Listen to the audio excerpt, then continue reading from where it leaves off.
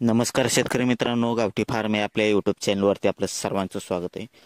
शेतकरी मित्रांनो, आता बऱ्याच जागेवरती पाऊस चालू आहे आणि पाऊस चालू असताना राजमा पिकामध्ये तणाचं जे प्रादुर्भाव आहे आपल्याला जास्त प्रमाणात दिसून येतोय. तण जास्त प्रमाणात हे दिसतंय. तर आपल्याला खुरपणी करणं किंवा रान डोबणं किंवा कोळपणी करणं हे शक्य होत नाही, कारण की रानाला ज्या पद्धतीने वापसा पाहिजे त्या पद्धतीने वापसा हा भेटत नाही. तर मग याच्यासाठी आपण तणनाशक हा पर्याय वापरतो. तर राजमा पिकासाठी कोणतं तणनाशक आपण वापरलं पाहिजे याविषयी आपण या व्हिडिओमध्ये माहिती पाहणार आहोत. त्यापूर्वी जर आपण आपल्या यूट्यूब चॅनलवरती नवीन असाल तर आपल्या चॅनलला सबस्क्राईब आणि व्हिडिओला लाईक नक्की करा. तर चला व्हिडिओला आपण सुरुवात करू. तर शेतकरी मित्रांनो, पावसाचा प्रादुर्भाव आपल्याला जास्त प्रमाणात दिसून येतोय. भरपूर जागेवरती पाऊस चालू आहे आणि रानाला वापशी नाहीत. अशामध्ये रानाची मशागत करणं किंवा निगा राखणं, तण नियंत्रण करणं हा एक शेतकऱ्यांसमोर मोठा प्रश्न निर्माण झालेला आहे. तर याच्यावरती पर्याय म्हणून तणनाशकाचा वापर हा आपण करू शकतो.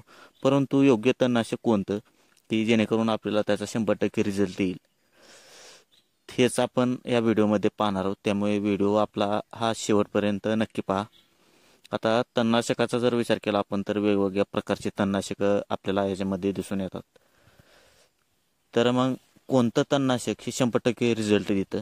तर सुरुवातीला जर आपण तणनाशकाचा जर विचार केला, कोणतं तणनाशक हे रिझल्ट देतं, तर फ्युजी फ्लेक्स हे तणनाशक आपण राजमा पिकासाठी वापरू शकतो. हे तणनाशक चांगल्या पद्धतीने 100% रिझल्ट दाखवतं. आपण 1-2 वाफेमध्ये याची फवारणी केली होती आणि आपल्याला त्याचा रिझल्ट आला होता. 400 मिलीची आपल्याला ही बाटली, ते साधारणपणे 1000 रुपयाच्या आसपास ही बाटली. याच्यावरती MRF किंमत आहे. दुसरं जर गोष्टीचा विचार केला आपण, जे बी स्टिकर असते ते स्टिकर आपण कोणत्याही कंपनीचं वापरू शकतो. फवारणी करते वेळेस पाणी हे चांगल्या पद्धतीचं आपण वापर केला पाहिजे, कारण की चांगल्या पद्धतीचं जर पाणी असेल तरच आपल्याला त्याचा रिझल्ट येतो. याचं प्रमाण किती घ्यायचं आहे, तर एका पंपासाठी 40 मिली या प्रमाणामध्ये आपल्याला या तणनाशकाचा उपयोग करायचा. जास्त प्रमाणात तणनाशक घ्यायचं नाही, कारण की पिकावरती त्याचा परिणाम हा आपल्याला दिसून येत असतो. त्यामुळे 40 मिली प्रतिपंप, 20 लिटरचा पंप असतो त्यामध्ये 40 मिली आपण औषधी वापरू शकतो. नंतर स्टिकर आपण 20 मिली प्रतिपंपानुसार वापरलं पाहिजे. स्टिकर कोणत्याही कंपनीचं चालतं. स्टिकरचं काम फक्त पावसाचं जे पाणी असतं, दैवार असतं, ते जे बी आपलं तणनाशक फवारलं ते धुवून जाणार नाही याच्यासाठी त्याचा वापर केला जातो. आणि पाणी हे चांगल्या पद्धतीने स्वच्छ पाणी वापरा. शक्यतो बोरचं पाणी वापरल्यानंतर चांगल्या पद्धतीचं पाणी असते, कारण की आता पाऊस झाला आणि गढूळ पाणी, घाण पाणी हे असतं. त्यामुळे चांगलं पाणी हे वापरलं पाहिजे. साधारणपणे 5 ते 6 दिवसामध्ये आपल्याला ह्या तणनाशकाचा जो बी रिझल्ट आहे तो आपल्याला दिसून येतो.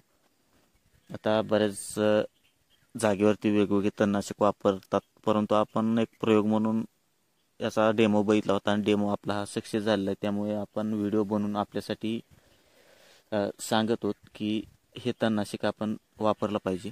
तर आपल्या भागामध्ये कशा पद्धतीने तणाचा प्रादुर्भाव आलेला आहे आणि कोणतं तण आलेलं आहे आम्हाला कमेंट्समध्ये नक्की सांगा.